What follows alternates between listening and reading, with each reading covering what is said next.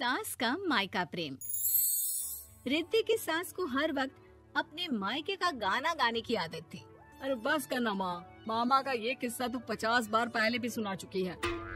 अरे हाँ, तो क्यों ना बताऊं। तेरे चाचा तो उस वक्त हाथ झाड़ कर खड़े हो गए थे। तब मामा ही था तेरा जो आगे आया और मदद की। देखो अब ठीक है ना, जो हो गया सो हो गया। क्यों एक बात को हमेशा गाती रहती हो। अब तो बहू घर आ गई है, उसे तो सबको मान कर चलना है ना कि सिर्फ सास का मायका ही समझेगी वो। तभी वहाँ रिद्धि आ जाती है। माँ, आज मैं घर जा सकती हूँ?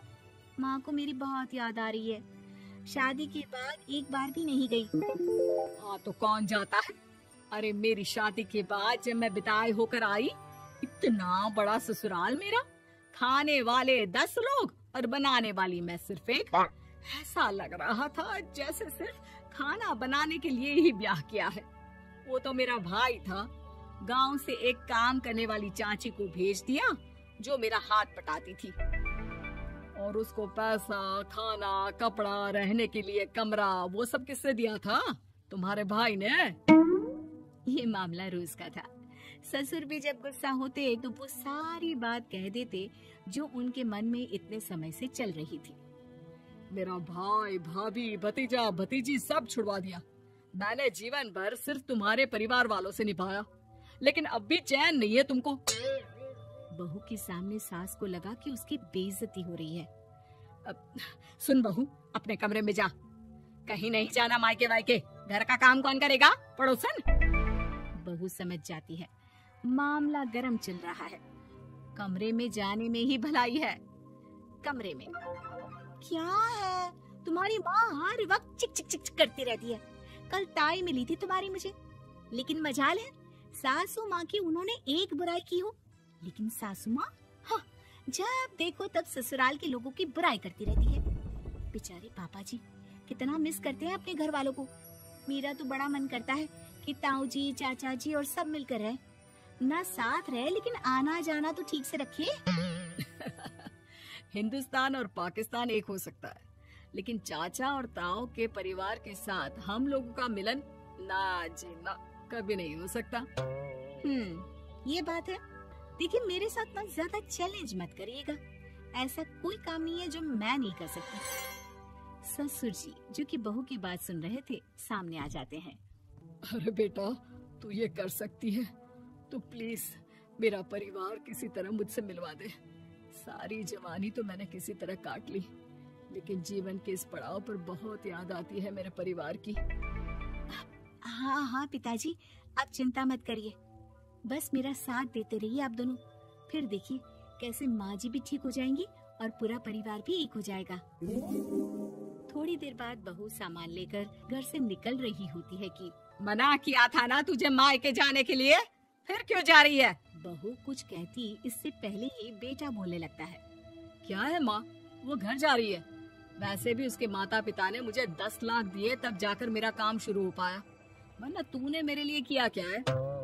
अरे वाह बेटा, बचपन से पढ़ाया लिखाया, तेरे दुख दर्द में जगी, और आज वो लोग तुझे सही लग रहे हैं।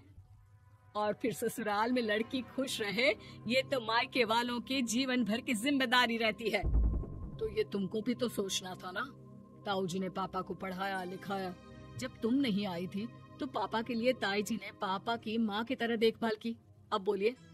अरे तू कुछ नहीं जानता बेटा, तेरे पापा को सब पता है, तभी वो उन लोगों से वास्ता नहीं रखते। मैं उन लोगों को जानता हूँ, लेकिन मैं तुम्हें नहीं जानता कि तुम्हारे मन के लायक काम नहीं हुआ तो तुम घर की शांति बर्बाद कर दोगी। सास जोर जोर से चिल्लाने लगती है। तभी वहाँ सास का भाई आ जाता है। अरे क्यों आप लोग मेरी बहन को परेशान करते रहते हैं? पहले ये जीजा कम थे, जब बहू भी आ गई। बहन, मैंने तो 30 साल पहले ही बोला था, अपना हिस्सा ले और छोड़ इन लोगों को, चल अपने साथ। बहू समझ जाती है कि मामा ससुर की नजर किस पर है।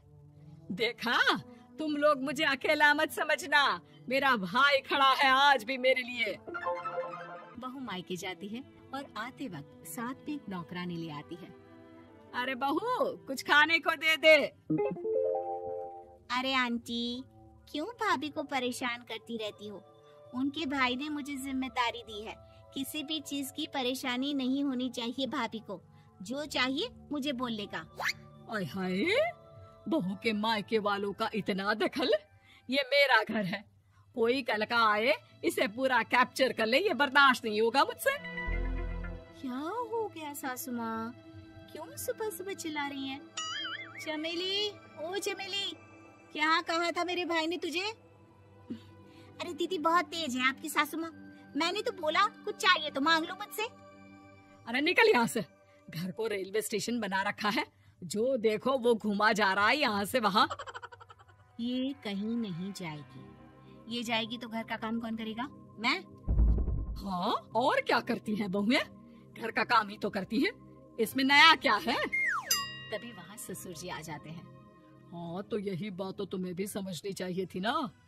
आज बहू के मायके से नौकर आ गया तो तुम्हें बुरा लग रहा है? अरे तो उस वक्त गर्मा गर्म खाना तो सबने खाया ना। ऐसा तो नहीं है कि मेरे मायके का नौकर था तो सिर्फ मेरे लिए बनाता था। अरे निकालो इसे, फिलहाल बाद में बात करती हूँ। सास का गुस्सा जोर से नौकरानी पर फूटता है। तभी वहाँ बेटा सामान के साथ आकर खड़ा हो जाता है। चलो रिद्धि, तुम ठीक बोलती हो। मेरी माँ को तो हम लोगों की कोई फिक्र है ही नहीं, ये तो सारा दिन सिर्फ अपने बारे में सोचती है। और देखिए, मैं अब से कह रही हूँ कि अब से इस घर की तरफ आपको देखना भी नहीं है। नहीं आना आज के बाद इन लोगों से मिलने। हाँ हाँ, बस कभी कभी दिन में 2 बार मिलने आ जाओ। नहीं, बिल्कुल नहीं। ससुर झूठा नाटक करते हुए। मेरी बीवी ने मुझे मेरे ही परिवार से दूर कर दिया, आज बहू मेरा इकलौता बेटा दूर कर रही है। हाय, कैसे जीऊंगा मैं? वाह, वो भाई जो आपको बेटे की तरह मानता था, उन्हें छोड़ने में तो दुख नहीं हुआ। आज खुद का बेटा छोड़कर जा रहा है तो कैसे जीऊंगा? बढ़िया है। अब सास समझ चुकी थी कि उससे गलती क्या हुई है। मुझे माफ कर दे बहू, अब मेरी समझ में आ गया कि अपनों से दूर कर बीवियां पति का भला नहीं बल्कि उन्हें जीवन में अकेला कर रही है। मुझे माफ कर दे, मैं अब सबसे माफी मांग लूंगी। ससुर जी दूर से बहू को थम्स अप दिखाते हैं।